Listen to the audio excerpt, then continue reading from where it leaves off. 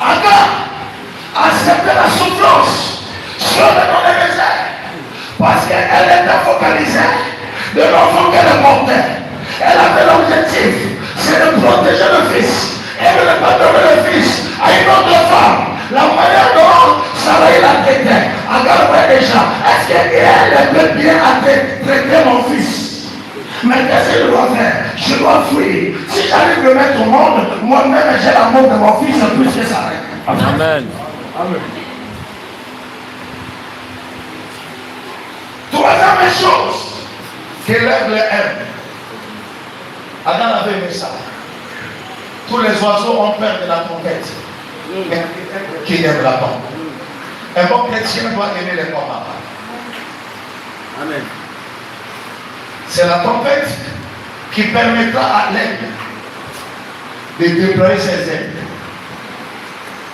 Là où il y a la tempête, il y a un vent impétueux. Ce sont des problèmes très difficiles. Mesdames et messieurs, lorsque tu vois le pire arriver, c'est que le bonheur est proche. Amen. Lorsque tu vois que le combat augmente, c'est que la victoire est déjà là. Amen. Lorsque tu donnes un effet encore à un enfant qui est malade, avant que la fièvre puisse baisser, tu vas constater que la fièvre va augmenter.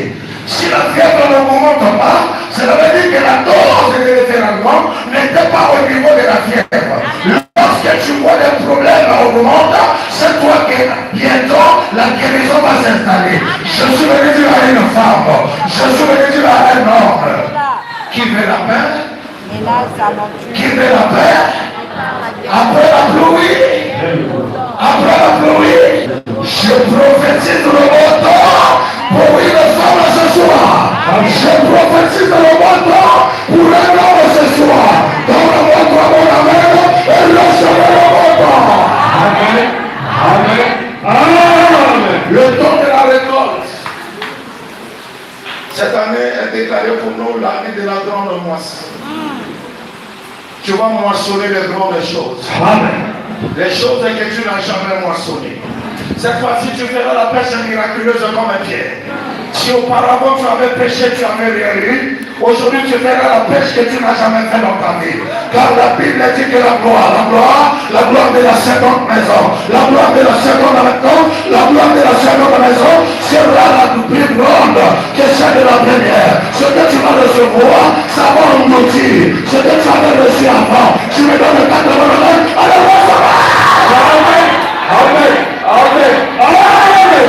L'éternel comme une l'aigle aime la tempête. Agar n'a pas fui le désert. Agar a affronté le désert.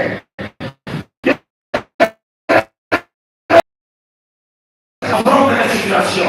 David n'avait pas eu peur de Goliath, mais il avait affronté Goliath. Le renommé de David, c'était par rapport à la taille de son ennemi. Tu as dit comme ennemi. L'aigle ne recule pas devant la tempête, mais l'aigle affronte la tempête. Peu importe ce qui se présente devant toi, affronte. 1 Corinthiens 10, 13. Aucune tentation qui vous est survenue, qui a été humaine, et Dieu qui est fidèle ne permettra pas que vous soyez tentés au-delà de vos forces. Et avec toute tentation, il préparera toujours le moyen pour s'en sortir. Moi, j'ai une devise. Tout ce qui arrive devant moi comme un problème, je ne peux pas avoir peur de ça. Je sais que si ce n'était pas mon niveau, Dieu n'allait pas permettre ça. Parce que Deutéronome 29, 29 me dit ceci. Les choses cachées sont à l'Éternel. Mais les choses révélées sont pour moi, pour mes enfants, jusqu'à perpétuité. Cela veut dire que tout ce qui se présente à mon niveau. Si ce n'était pas à mon niveau, Dieu allait combattre sans que je le sache. Mais si je laisse ce combat, cela veut dire que moi, je peux manger ça tata. Amen. Je suis venu te dire, le combat qui est devant toi n'est pas plus que toi. Tu as un niveau plus élevé, plus que ton ennemi. Tu as un niveau plus élevé, plus que tes adversaires.